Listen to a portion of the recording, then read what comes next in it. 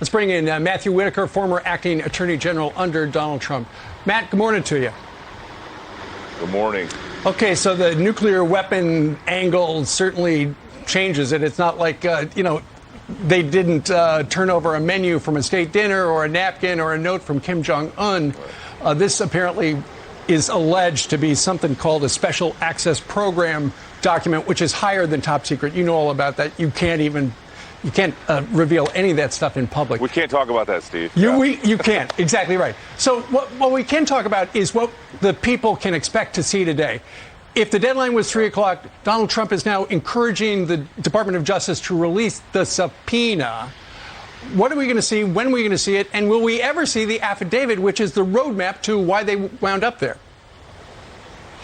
No, you're right. And good morning and greetings from Iowa. This subpoena and the search warrant together with the inventory is going to tell us a little bit. And what's going to be really frustrating, I think, for a lot of us that are following this very closely is that the inventory is going to be redacted. We saw that in the Department of Justice's motion yesterday. So anything that is going to be classified or named is going to be described in a very generic fashion. So I'm not sure that just the cover page of the warrant together with the inventory is going to give us what we want. Because to your point, what we really want to see, and what I think most people that have law enforcement experience want to see, is the sworn affidavit that actually lays out the probable cause and the reason for this search of Mar-a-Lago. It could include such as statements from individuals who had knowledge, recent knowledge of what was at Mar-a-Lago, and I think that's the most important thing, but I'm not sure we're ever going to see that, or if we do, it won't be until a case is charged, which is typical for cases like this. Yeah, well, to that point, Merrick Garland said that it was authorized because of probable cause. Jackie Heinrich, our reporter in Washington, said a federal law enforcement source told her the probable cause for a search warrant very likely came from a Secret Service member. We obviously don't know if that's the case, but that's what the sources are telling her. Is that what you imagine happened? I mean, the people at Mar-a-Lago are people that work for him, or his family, or members of Mar-a-Lago, and then also Secret Service.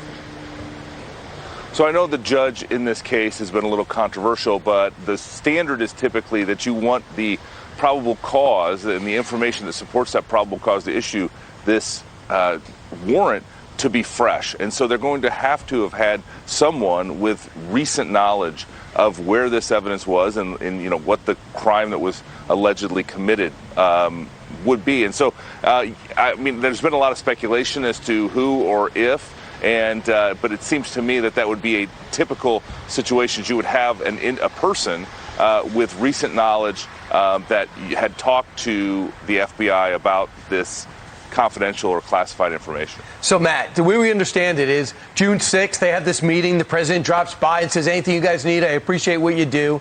June 22nd, someone allegedly comes forward, might have been Secret Service, had speculated and said, he's got some top secret stuff you should take a look at, and here's where it's located. So they finally decide, cut off communication. They get the warrant. They still hold on to the warrant for a couple of days. It's such an emergency.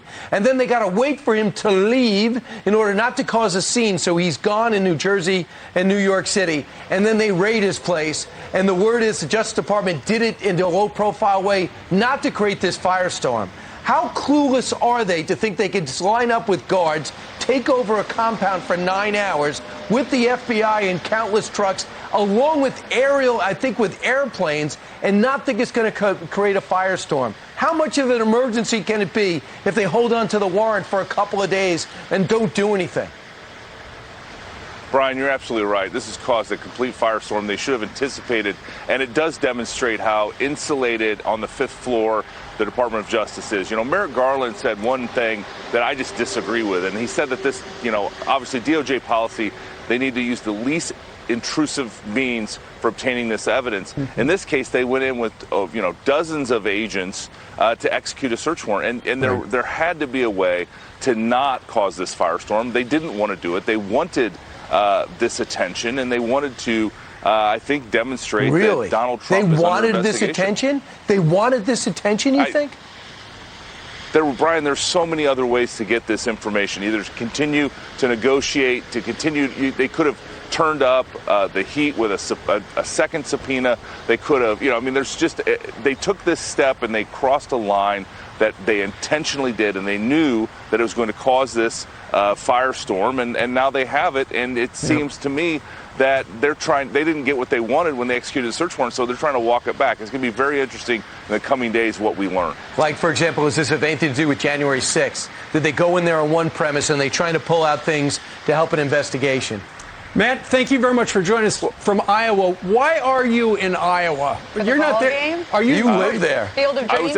I was at the Field of Dreams game last night, and I'm going to the State Fair today. Nice. So it's going to be a great day in Iowa. Are your kids with you? Of course. In fact, one of them's working at the corn dog stand. Oh, the whole fair. excellent. And just out of curiosity, are you wearing Bermuda shorts right now? I don't want to talk about what is my lower half, but you know how to. You're a professional. You know how this is done. We know exactly how it is. He's not allowed to tell that classified information either. That's right. You know, at the State Fair, they have those jars, and you can put a corn kernel in who you're voting for or who you think will win, and they're never wrong.